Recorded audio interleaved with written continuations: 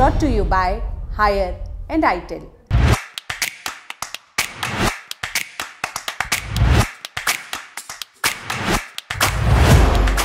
दक्षिण पूर्व एशिया में फैले 17,000 द्वीप जो प्रशांत और हिंद महासागर को काटते हुए करीब 3,000 मील तक फैले हैं।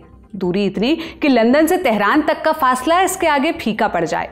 लाखों साल पहले फूटे ज्वालामुखी की राख ने यहाँ की मिट्टी को उपजाऊ बनाया, फिर जंगल पनपे और इन द्वीपों को आकार मिला। समय के साथ इंसानी बस्तियां बसने लगी। यहाँ शुरुआती बाशिंदे शिकारी थे जिन्होंने ऑस्ट्रोनेशियाई यायावरों को इन द्वीपों का रास्ता दिखाया। ऑस्ट्रोनेशियाई यानी दक्षिण पूर्व एशिया के रहने वाले, जिन्हें तारों को देखकर दिशा तय करने की महारत हासिल थी। वे अपने साथ खेती, औजार और संस्कृति लेकर पहुंचे। ये जगह समुद्री सिल्क रोड का अहम हिस्सा तब से थी जब कोई नाम भी यहाँ नहीं मिला था इसे। सबसे पहले यहाँ अपना डेरा जमाने वाले भारतीयों ने साम्राज्य बसाया। अलग अलग द्वीपों पर राजाओं का शासन था। हिंदू और बौद्ध मंदिरों के निर्माण किए जाने लगे। सदियां बीतती हैं और फिर एक दिन अरब व्यापारियों की आमद हुई। दिलचस्प बात यह है कि तलवारें म्यान में ही रही, नहीं कोई खून खराबा हुआ। इस्लाम ने धीरे धीरे यहाँ कुछ ऐसी पैठ बनाई कि ये द्वीप आज दुनिया के सबसे ज्यादा मुस्लिम आबादी वाले देश के तौर पर जाना जाता है। नमस्ते, मेरा नाम सोनल है और आप देख रहे हैं ऐतिहासिक किस्सों कहानियों से जुड़ा हमारा रोजाना का कार्यक्रम तारीख, जिसमें आज कहानी दुनिया के सबसे बड़े मुस्लिम आबादी वाले देश इंडोनेशिया की।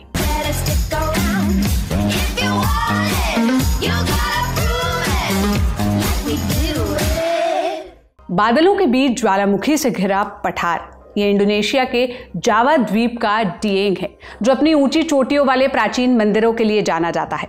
हालांकि ये मंदिर हमेशा से यहाँ नहीं थे। डिएंग का ये इलाका कभी पवित्र आत्माओं का निवास स्थान था। स्थानीय लोग सान यांग केरसा को अपना रक्षक मानकर पूजते थे, लेकिन समय के साथ कहानी बदल गई। भारतीय व्यापारी जब यहाँ पहुंचे तो केवल सामान ही नहीं बल्कि अपनी संस्कृति, परंपराएं और विचारधारा भी साथ लेकर आए। उन्होंने यहाँ देवताओं और राजाओं का कॉन्सेप्ट रखा, स्थानीय परंपराओं से बिल्कुल अलग, क्योंकि पहले इन द्वीपों पर कबीलों का राज होता था। हिंदू व्यापारियों ने जावा की उपजाऊ जमीन पर साम्राज्य बसाने का सपना देखा। स्थानीय लोग भी इस रंग में रमने लगे। धीरे धीरे जो इलाका कभी पवित्र आत्माओं का घर था, वो भगवान शिव, विष्णु और बुद्ध के मंदिरों से भर गया। इसी कड़ी में बोरोबुदुर, दुनिया का सबसे बड़ा बौद्ध मंदिर, और प्रम्बानन जैसे हिंदू मंदिर बनाए गए। उस दौर में हिंदू राजाओं के दरबार कवियों, पुजारियों और विद्वानों से भरे रहते थे। वो देवताओं और राक्षसों की लड़ाई की कथाएं सुनाते थे। इसी दौरान जावा के साथ साथ इंडोनेशिया के सबसे बड़े द्वीप सुमात्रा पर भी भारतीय संस्कृति फल फूल रही थी। यहाँ श्रीविजय साम्राज्य का उदय हुआ, जो बौद्ध धर्म का सेंटर था। कुल मिलाकर इंडोनेशिया के तट, जावा और सुमात्रा पर हिंदू और बौद्ध साम्राज्य का शासन 1500 सालों तक चलता रहा। लेकिन इस बीच पश्चिमी एशिया में एक और धर्म का उदय हो रहा था। अरब में 7वीं शताब्दी के दौरान पैगंबर मोहम्मद की मौत के बाद इस्लाम को दुनिया भर में फैलाने की कवायद शुरू हुई। खलीफाओं ने इसका जिम्मा संभाला और माध्यम बना व्यापार। 8वीं शताब्दी आते आते उत्तरी अफ्रीकी, मध्य एशिया, दक्षिणी यूरोप और मिडिल ईस्ट में इस्लाम की पहुंच हो चुकी थी। इसे गोल्डन एज ऑफ इस्लाम भी कहा जाता है। मसालों की खुशबू ने अरब व्यापारियों को इंडोनेशिया के तट पर खींचा, जब यहाँ फारस और भारत के व्यापारियों का हुजूम और व्यापार परवान पर था। इन मुस्लिम व्यापारियों ने तट की अहमियत बखूबी समझी। बाशिंदों के साथ कामकाज की बात करते करते शाम का मजमा सजने लगा। जिस दौरान अरबी व्यापारी इन तटों पर आराम करते, उस वक्त आसपास के लोग इन विदेशियों से बकैती करने लग जाते। बदले में वे उन्हें पैगंबर मोहम्मद और उनकी शिक्षाओं की कहानियां सुनाते थे। ये कहानियां तटीय समुदाय में गहराई से गूंजने लगी। इस्लाम की बातों का जोर ऐसा था कि स्थानीय लोग धर्म बदलने को तैयार हो जाते थे। वजह दो थी, एक आस्था और दूसरी शक्तिशाली मुस्लिम व्यापार नेटवर्क के साथ बेहतर संबंध। एक एक करके छोटे तटीय साम्राज्यों में हिंदू बौद्ध मंदिरों की जगह मस्जिदों ने लेना शुरू कर दिया। ऐसे ही उत्तरी सुमात्रा में समुद्री पासाई नाम का एक राज्य था। यह तट हिंद महासागर को पूर्वी एशिया से जोड़ने वाला बंदरगाह था, जहां 13वीं शताब्दी के दौरान अक्सर अरब व्यापारी आते थे। मसालों और कपड़ों के लेन देन के साथ वे यहाँ पर इस्लाम की खूबियों के बारे में लोगों को जानकारी देने लगे। एकेश्वरवाद यानी एक ही ईश्वर पर विश्वास रखने की बात, न्याय और समुदाय पर जोर देने की सीख लोगों के दिलों में घर करती जा रही थी। ये सब हिंदू बौद्ध मान्यताओं से बिल्कुल अलग थी। फिर भी राजाओं ने इसमें शासन, व्यापार और कूटनीति का रास्ता खोज लिया। इन बातों से प्रभावित होकर तट के राजा मारा सिल्लू ने इस्लाम अपनाने का फैसला किया। धर्म परिवर्तन करके उन्होंने एक मुस्लिम शासक के रूप में नई पहचान बनाई और नाम रखा सुल्तान मलिक अल सलीह। इसके बाद उनके राजसी कामकाजों में इस्लामी सिद्धांतों की झलक दिखने को मिली और नए धर्म का विस्तार हुआ। सुल्तान मलिक अल सलीह की मौत के बाद उन्हें जिस जगह पर दफनाया गया, वहां कब्र के पत्थर पर 1297 ईस्वी की तारीख है, जो तट पर मौजूद सबसे पुरानी शिल्पलेखों में से एक है। इतिहासकार उन्हें इंडोनेशिया में मुस्लिम धर्म के संस्थापक मानते हैं। एक एक करके इस्लाम इंडोनेशिया के दूसरे तटों पर भी पैर पसारने लगा, जो सदियों पुराने साम्राज्यों के पतन की वजह बनी। जावा में लंबे समय तक मजापहित साम्राज्य का शासन था, लेकिन 15वीं और 16वीं शताब्दी में इस्लामीकरण का ठोस दौर देखा गया, जब वली सोंगो इस्लाम का प्रचार प्रसार करने के लिए सामने आए। वली अरबी शब्द है जिसका मतलब होता है ईश्वर का दोस्त, जबकि सोंगो जैवनीज शब्द है यानी 9। इन 9 मौलवियों को जावा में इस्लाम की शिक्षा देने और प्रचार प्रसार करने का श्रेय दिया जाता है। जावा में इस्लाम को बढ़ावा देने वाले 9 मौलवी, इनके नाम हैं उल्मा एम्पेल, उल्मा मलिक, इब्राहिम, उल्मा गिरी, उल्मा बोनांग, उल्मा त्राजत, उल्मा मुरिया, उल्मा कुदुस, उल्मा कलीजगा, उल्मा गुनुंग। वली सोंगो में से एक थे सुनन कलीजगा। उन्हें काफी समझदार माना जाता था। क्यों? वो आगे की कहानी में बताएंगे। उस दौर में जावा में छाया कठपुतली का खेल बड़ा मशहूर था, जिसे हम शैडो पपेट्री के नाम से आज जानते हैं। अंधेरे में दिए जलाकर शरीर या कठपुतली की परछाई से कहानी बयां करने की लोक कला ये तट पर काफी मशहूर थी। ज्यादातर इस कला से महाभारत और रामायण की कहानियां बताते थे। ये सब देखकर कलीजगा को एहसास हुआ कि लोगों के दिलों तक पहुंचने के लिए उनकी संस्कृति में संवाद होना जरूरी है, तो क्यों ना इस कला को ही जरिया बनाया जाए। कलीजगा ने तरकीब अपनाई। तमाम हिंदू महाकाव्यों की कहानियों को गलत ठहराने की बजाय उन्होंने अपनी सीख लोगों तक पहुंचाने का काम किया। धीरे धीरे कठपुतलियों के जरिए इस्लामिक कहानियां सुनाई जाने लगी। रात को खुले आसमान के नीचे तट पर इकट्ठा यहाँ के लोग कब मनोरंजन के जरिए धर्म परिवर्तन के करीब पहुंच गए, उन्हें खुद भी नहीं पता चला। इंडोनेशिया में आज तक सुनन कलीजगा सहित बाकी वली सोंगो को याद किया जाता है। उनकी कब्रों पर स्थानीय लोग जियारा यानी कि प्रार्थना करने के लिए जाते हैं। वैसे उन दिनों इंडोनेशिया के तट पर इस्लाम के प्रचार का जिक्र किताबों में भी मिलता है। इब्न बतूता नाम तो सुना ही होगा आपने, मोरक्को के ट्रैवलर जो 14वीं सेंचुरी में घूमने निकले थे।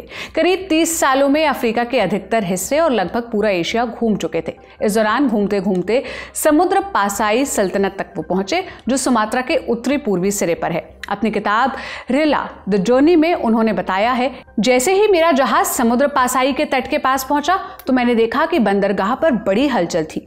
दूर दराज के देश जैसे अरब, भारत, फारस से पहुंचे व्यापारियों की भीड़ लगी थी। उनके जहाज मसालों, कपड़ों और कीमती सामानों से लदे थे। वहां के सुल्तान थे अल मलिक अल जहीर। उनका व्यवहार निष्पक्ष था। सुल्तान के दरबार में यात्रियों और विद्वानों का स्वागत हो रहा था, जहां सभी लोग अपने विचार रखने के लिए आजाद थे। इब्न बतूता आगे बताते हैं कि सुल्तान इस्लाम के कट्टर समर्थक थे। उनके दरबार में धार्मिक गुरु धर्मशास्त्र और कानून पर बहस करते थे और इनसे सीखने के लिए कई युवा इकट्ठा होते थे।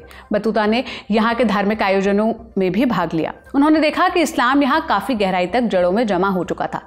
राजा से लेकर आम लोगों में कुरान के प्रति आदर साफ झलक रहा था। इंडोनेशिया के तट व्यापारिक तौर पर तो इतने खास थे कि दूर दराज के देशों के सेलर्स की इन पर पैनी नजर थी। पुर्तगालियों ने यहाँ के मसालों के व्यापार पर कब्जा जमाने की कोशिश की, लेकिन ज्यादा समय तक पैर नहीं टिका पाए। नीदरलैंड ने इन्हें रिप्लेस कर दिया। 16वीं शताब्दी तक यहाँ के मालुक तट पर नीदरलैंड ने पैठ बना ली।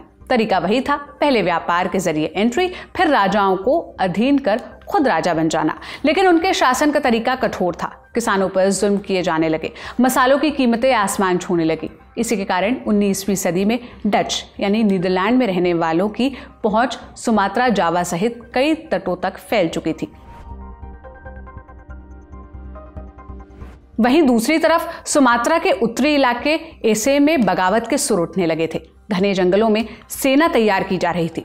इसके पीछे इस्लाम का समर्थन करने वाली एक महिला का हाथ बताया जाता है, नाम कत न्याग दहीन, जिन्होंने लोगों के बीच जिहाद यानी कि सामूहिक संघर्ष को बढ़ावा दिया। अपने जीवन के लिए लड़ते लड़ते उनकी मौत हो गई। जानते हैं कि कभी इन तटों पर ब्रिटिश ने भी डेरा जमाने की कोशिश की, लेकिन डच ने उन्हें भी पछाड़ दिया। इस दौर में इंडोनेशिया के कई हिस्सों में डच के खिलाफ विद्रोह चल रहा था। इसके एवज में फूट डालो राज करो का तरीका अपनाया जा रहा था। लेकिन तब तक यूरोप से पहुंची शिक्षा और नए विचार इंडोनेशिया में दस्तक दे चुके थे। यहीं से स्वतंत्रता आंदोलन की नींव पड़ी, इंडोनेशिया के आजादी की जंग। शहर अभी बसा भी नहीं था कि लूटने वाले तैयार बैठे थे। दूसरे विश्व युद्ध के दौरान इंडोनेशिया पर जापान ने जीत हासिल कर ली थी। स्थानीय लोग इतने प्रताड़ित थे जिन्हें जापानियों में उम्मीद दिखने लगी थी। लेकिन जल्द ही इसी पर पानी फिर गया, क्योंकि जापानी कब्जा और भी कठोर साबित हुआ। 1945 में दूसरे विश्व युद्ध में हार के बाद तट पर जापान का शासन भी खत्म हुआ। इसके बाद इंडोनेशियाई नेताओं के अंदर आज़ादी की लौ जलने लगी। सुकर्णा और मोहम्मद हत्ता जैसे नेताओं ने 17 अगस्त 1945 को स्वतंत्र इंडोनेशिया की घोषणा की। हालांकि इसका बीज 1940 के दशक के अंत में ही बोया जा चुका था। नए राष्ट्र का फैसला करने के लिए कई नेता इकट्ठा हुए। द्वीप पर कई धर्म फल फूल रहे थे, जिसमें इस्लाम बहुसंख्यक धर्म था। सवाल था कि क्या नया राष्ट्र एक इस्लामी राज्य हो या एक धर्मनिरपेक्ष गणराज्य। कुछ नेताओं ने शरिया कानून के तहत एक राष्ट्र की कल्पना की थी। उनका तर्क था कि इस्लाम ने ही औपनिवेशिक ताकतों के खिलाफ संघर्ष की नींव रखी थी। दूसरे गुट में धर्मनिरपेक्ष राज्य के समर्थक थे, जो इस बात पर जोर दे रहे थे कि इंडोनेशिया की विविधता, इसके हिंदू, मुस्लिम, बौद्ध, ईसाई और एनिमिस्ट यानी प्रकृति को पूजने वाले लोग हैं, मतलब ये बहुलता है इस जगह की। 1945 में जब इंडोनेशिया ने अपनी स्वतंत्रता की घोषणा की, तो ये एक ऐसे राष्ट्र के रूप में सामने आया जो अनेकता में एकता को दर्शा रहा था। देश का आधिकारिक आदर्श वाक्य बना भिन्नेका तुंगगल एका, यानी कि विविधता में एकता। आज इंडोनेशिया में अमेरिका की तरह राष्ट्रपति प्रणाली है, जिसमें राष्ट्रपति प्रमुख होता है, और इसी तरह दुनिया में सबसे ज्यादा मुस्लिम आबादी वाला देश विविधता का पर्याय बन गया। आपको आज का तारीख का किस्सा कैसा लगा, हमें कमेंट में बताइएगा। ये एपिसोड लिखा था मेरी साथी प्रगति ने। मैं सोनल हूँ। देश और दुनिया की तमाम खबरों और दिलचस्प जानकारियों के लिए आप लल्लन टॉप के साथ जुड़े रहिए। शुक्रिया।